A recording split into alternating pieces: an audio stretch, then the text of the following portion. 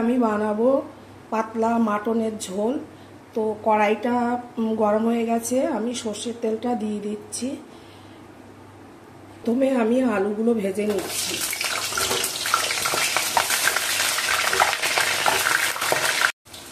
এই রান্নাটা আমি সর্ষের তেলেই করব। তো দেখো কিভাবে রান্না করছি।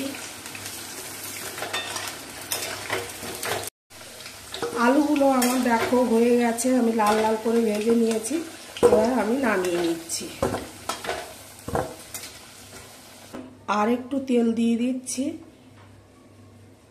প্রথমে একটু হিং দিয়ে দিচ্ছি। তার আগে আমি আঁচটা একদম লো করে দিয়েছি, কারণ হিং একটু তাপ বেশি পড়লে পুড়ে যাওয়ার ভয় থাকে।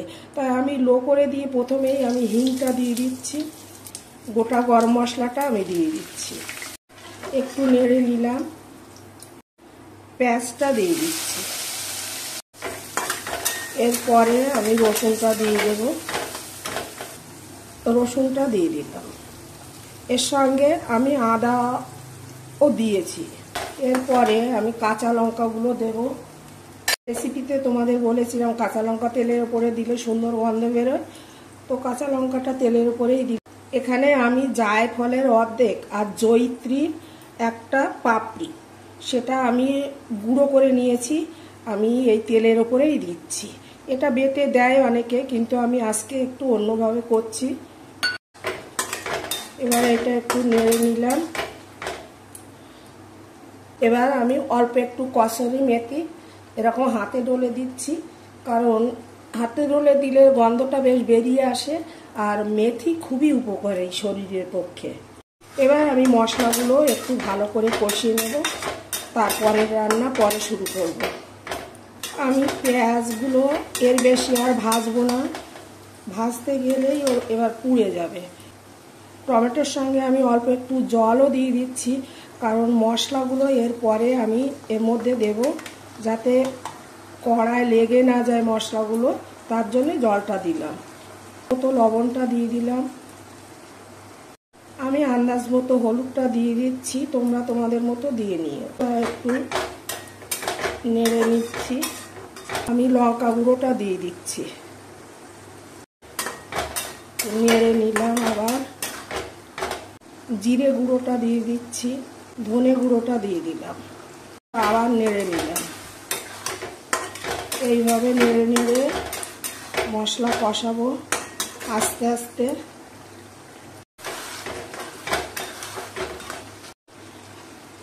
আমি গরম মশলাটা দিয়ে দিচ্ছি প্রথমেই, কারণ পরে গরম মশলা দিলে আমাদের বাড়িতে কেউ খুব একটা পছন্দ করে না, বলে সবাই যে গন্ধ বের হচ্ছে, গন্ধ বের হচ্ছে। তো আমি এই কষার সময়, মশলা কষার সময় এই গরম মশলাটা দিয়ে দিচ্ছি। এই মশলাটা যখন কষাবো আমি আঁচ একেবারে লো করে দিয়েছি, আস্তে আস্তে কষাবো। তেল ছাড়লে তারপরে মাংসটা দেব। মশলাটা আমি একেবারে আস্তে আস্তে কষাচ্ছি, ঢাকা দিয়ে দিয়ে, মশলাগুলো যাতে কাঁচা গন্ধ না বেরোয়, তার জন্য আস্তে আস্তে কষাচ্ছি। মশলাগুলো আমি ঢাকা দিয়ে দিয়ে কষাচ্ছি। একেবারে ভিড় আছে, একদম লো, নয়তো মানে ভালো করে মশলা না কষালে কাঁচা গন্ধ বেরোবে।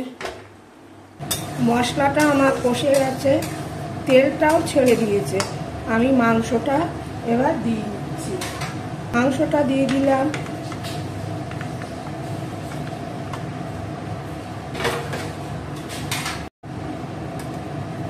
এবার মাংসটা আমি একদম লো আছে আধ ঘন্টা মতো ঢাকা দিয়ে রান্না করব। ততক্ষণে তোমরা আমার মাংসটা দেখো যাতে পুড়ে না যায়। আর আমি একটু এই ফাঁকে ফোনে একটু কমেন্ট করে আসি। এই ঢাকাটা দিয়ে দিলাম। মাংসটা আমার কষে এসছে। এবারে আরেকটু ঝোলটা মারবো, কারণ এই জল বেরিয়েছে। দেখো মাংস আমি এই পর্যন্ত কষিয়ে রাখলাম, এর বেশি আর কষাবো না। এবার আমি প্রেসারে দিই। এই প্রেসারে দিয়ে দিলাম। দেখো